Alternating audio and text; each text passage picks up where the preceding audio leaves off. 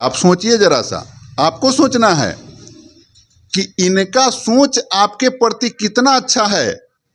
जो बरसों से जो नेता आपके वोट को ठग रहा है और फिर ठगने की तैयारी कर लिया है, लेकिन शिशिर कुमार जी को आप वोट दे रहे हैं कि नहीं दे रहे हैं इसका परवाह नहीं कर रहे हैं, लेकिन आपका जीवन कैसे सुरक्षित रहे इसका ये ख्याल कर रहे हैं। नल जल की बात ये कर रहे हैं, सरकार का महत्वाकांक्षी योजना है। सारा अधिकारी पदाधिकारी उस महत्वाकांक्षी योजना को भ्रष्टाचार का भेंट चढ़ा दिया, लेकिन जब ये क्षेत्र में निकलते हैं इनको वह कमी दिखाई देता है। तो जिस पर करोड़ों रुपया जो है सरकार बियर कर रही है, अधिकारी पदाधिकारी जिस कार्य को नहीं कर रहे हैं, ये अपने निजी। वैशाली लोकसभा के जानदार शानदार एवं युवा प्रत्याशी हमारे साथ बैठे हुए हैं शिशिर कुमार जी। शिशिर कुमार जी, आप किस तरीके से अब तैयारी कर रहे हैं, जैसे धनबल वगैरह का जो भी व्यवस्था है उसमें नया आप क्या कुछ कर रहे हैं वैशाली के जनता को प्रभावित करने के लिए? जी देखिए, हमारा कुछ अपना विचार है, कुछ सार्थक, कुछ अच्छे विचार के साथ लोगों के बीच हम जा रहे हैं, लोगों को अपनी विचार बता रहे हैं, अपनी बात बता रहे हैं। मेरे दिमाग में एक आइडिया आया कि जो अब तक मैंने अपने जनप्रतिनिधियों को देखा है वो सिर्फ लोगों से वोट मांगने पहुंच जाते हैं कि आप मुझे वोट करो, मैं ये करूंगा वो करूंगा, लेकिन उसका कुछ नमूना भी वो नहीं लेके पहुंचते हैं कि मैं इस तरह का कार्य करूंगा। तो मेरे जो विचार में है, मेरे मन में जो विचार है, कार्य तो बहुत सारे डेवलपमेंट के हो रहे हैं, लेकिन इस धरती को रहने लायक भी रहने देना है। क्योंकि आधुनिकता के इस दौर में बहुत सारी चीज़ें आधुनिक होते जा रही है और लोगों की बीमारियां बढ़ती जा रही है, उम्र घटते जा रहे हैं। इनको लेकर के हमारे जो स्थानीय स्तर के जनप्रतिनिधि हैं वो बिल्कुल भी चिंतित नहीं रहते हैं। औद्योगिकरण भी हो रहा है, गाड़ियों की संख्या दिन प्रतिदिन बढ़ते जा रही है, भोजन में रसायनों का प्रयोग होते जा रहा है, लोगों की उम्र की सीमा जो है घटते जा रही, पर्यावरण भी प्रदूषित हो रहा है। इन सब को लेकर भी मैं चिंतित रहता हूँ, इन सब मुद्दों को लेकर भी, कैसे इस धरती को रहने लायक रहने दिया जाए।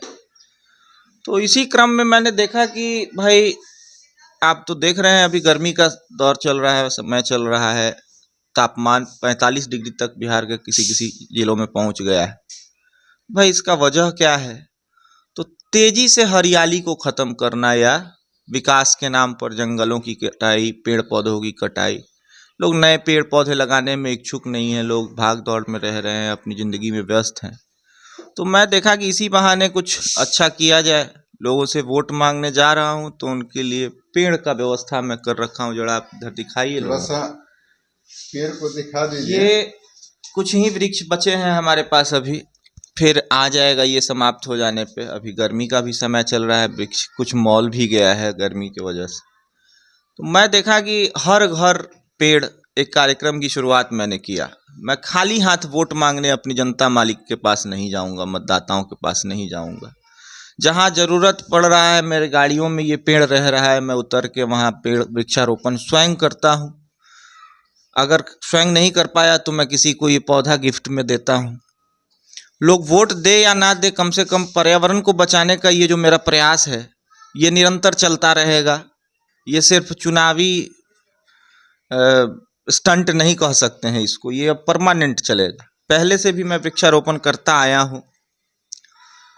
अब इस तरह से बहुत सारी मुद्दे हैं जिस पर मैं चिंतित हूँ। समाज को कैसे रहने लायक बनाया जाए या रहने लायक रहने दिया जाए। तो हमने देखा कि पेड़ से तापमान को जरूर कम किया जा सकता है। अमूमन आप धूप में चल रहे होते हैं सड़क पे और अचानक से आपको कोई बड़ा पेड़ मिल जाता है, छांव वाला, कैनोपी वाला कोई पेड़ मिल जा रहा है। ठीक उसके नीचे जब आप जाते हैं तो 4 से 5 डिग्री तक का तापमान में कमी पाया जाता है। तो पेड़ लगाने से धरती को रहने लायक रखा जा सकता है।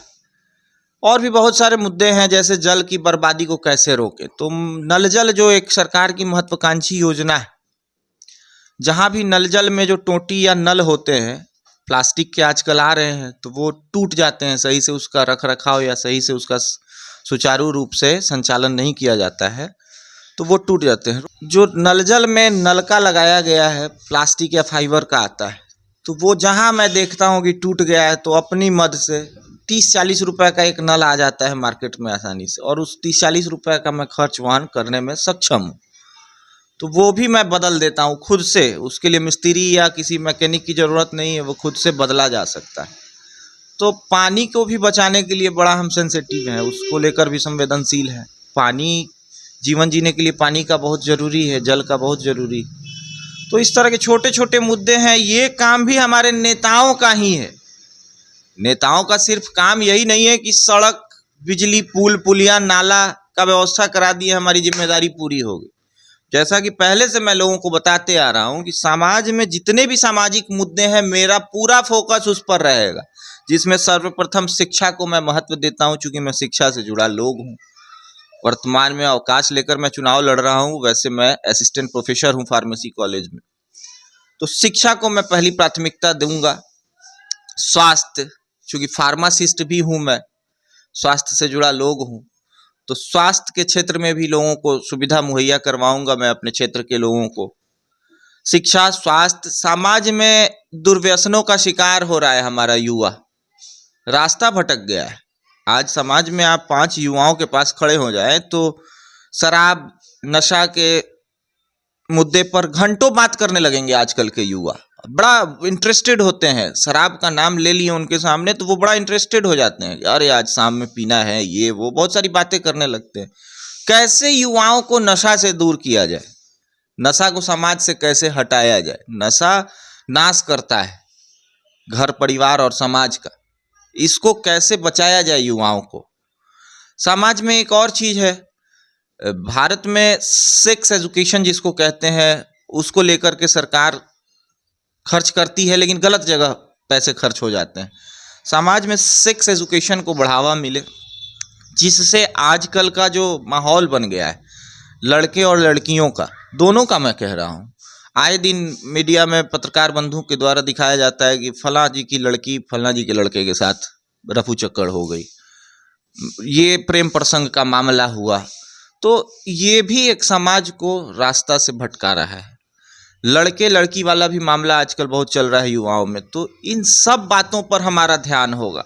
सिर्फ बिजली, पुल, पुलिया, नाला, नाली, सड़क बनाने की व्यवस्था करने का अधिकार नहीं है नेताओं को, ये सब काम करने की भी जरूरत है हमारे जनप्रतिनिधियों को। मेरा पूरा ध्यान इन सब मुद्दों पर है, सामाजिक मुद्दों पर है, जिससे समाज के लोगों का सरोकार जुड़ा है। और कोई सवाल है तो आप पूछिए मेरे से। ये अनोखा तरीका कह सकते हैं, जिस तरीके से आपने ये पेड़ पौधा लगाने का जो अपने मन में सोचा और जनता के पास आप जा रहे हैं, उनके दरवाजे पर एक पेड़ रोप दे रहे हैं, ये अनोखा तरीका हो गया। और यह तरीका कैसे आपके माइंड में आया? एक बार मैं फिर स्पष्ट कर देना चाहता हूं आपसे कि ये मैं लालच में या किसी स्वार्थवश इस कार्य को नहीं कर रहा हूं, बिल्कुल निस्वार्थ कर रहा हूं। क्योंकि मेरे गाड़ी में पेट्रोल मैं जला रहा हूं, पेट्रोल फूंक रहा हूं मैं, तभी गाड़ी से मैं कहीं घूम रहा हूं। तो मैं जब घूम ही रहा हूं लोग से वोट मांगने के लिए या अपनी बातें पहुंचाने के लिए, तो इसी के साथ साथ ये छोटा सा कार्य है, और ये छोटा सा कार्य एक दिन बड़ा सा फायदा लोगों को दे जाएगा। एक पेड़ मैं आज लगाता हूं तो 5 वर्ष बाद एक अच्छा छाया हो जाएगा, उस पर फल भी आएंगे, लोग उसका लाभ लेंगे, फल भी खा सकते हैं, छांव में लोग उसमें आराम भी कर सकते हैं, और तापमान तो कम होगा ही होगा। आप सुन रहे थे शिशिर कुमार जी के बयान को। ये एक ही बार में सारे चीज़ों को बतला दिए हैं, लेकिन बहुत बड़ी बात यह है, आप सोचिए जरा सा, आपको सोचना है कि इनका सोच आपके प्रति कितना अच्छा है। जो वर्षों से जो नेता आपके वोट को ठग रहा है और फिर ठगने की तैयारी कर लिया है, लेकिन शिशिर कुमार जी को आप वोट दे रहे हैं कि नहीं दे रहे हैं इसका परवाह नहीं कर रहे हैं, लेकिन आपका जीवन कैसे सुरक्षित रहे इसका ये ख्याल कर रहे हैं। आए दिन अखबार में, टेलीविज़न पर आप लोग देख रहे हैं कि किस तरीके से तापमान बढ़ रहा है। यह अंदेशा किस तरह से जताया जा रहा है कि आने वाले समय में अगर पेड़ पौधा नहीं लगाया गया तो यहाँ से इंसानियत का जीव जंतु समाप्त हो जाएंगे, ऐसा अंदेशा जताया जा रहा है। और ये तमाम चीज़ों को सोचते हुए शिशिर कुमार जी एक शुरुआत करते हैं कि क्यों ना हम पेड़ पौधा लगाए। आप वोट दीजिए या न दीजिए, लेकिन पेड़ एक आपके दरवाजे पर अगर शिशिर कुमार जी पहुंचते हैं तो एक पेड़ जरूर लगा देते हैं। देखिए यह कितना बड़ा सोच आपके प्रति ये रखते हैं। क्या ऐसे उम्मीदवार को वोट नहीं देना चाहिए? आपको इस पर विचार करना चाहिए। आपको किसी न किसी को वोट देना है तो आपको विचार करना चाहिए कि आखिर हमारा वोट किसे मिले, कौन सा नेता हमारे लिए अच्छा सोचता है। नल जल की बात ये कर रहे हैं, सरकार का महत्वाकांक्षी योजना है। सारा अधिकारी पदाधिकारी उस महत्वाकांक्षी योजना को भ्रष्टाचार का भेंट चढ़ा दिया, लेकिन जब ये क्षेत्र में निकलते हैं इनको वह कमी दिखाई देता है। तो जिस पर करोड़ों रुपया जो है सरकार बियर कर रही है, अधिकारी पदाधिकारी जिस कार्य को नहीं कर रहे हैं ये अपने निजी कोष से कर रहे हैं। क्यों कर रहे हैं भैया? क्योंकि वह चीज़ आपके लिए है।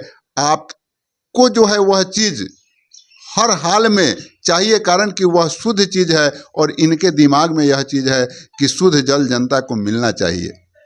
एक नया उम्मीदवार आकर इतना चिंतन करता है आपका, क्या आपका फर्ज नहीं है उसके बारे में चिंता करने का? इसलिए सोचिए, विचारिए और तब मतदान करिए। हो सकता है कि आपका एक मत शिशिर कुमार जी जीते या नहीं जीते, आपका एक मत इनका जो हौसला है उसको बुलंद करेगा। कारण कि एक हौसला के तहत ही आपके पास आए हैं, नेताओं के दुर्व्यवहार को देखते हुए ही आपके पास आए हैं। इनका इच्छा हुआ कि नेता लोग गलत करते हैं, मैं उस काम को सुधारूंगा। और जब आप लोग नहीं सुधरिएगा तो किसको सुधारा जाएगा? इसलिए विचार करिए और अपना प्रतिक्रिया दीजिए। जय हिंद।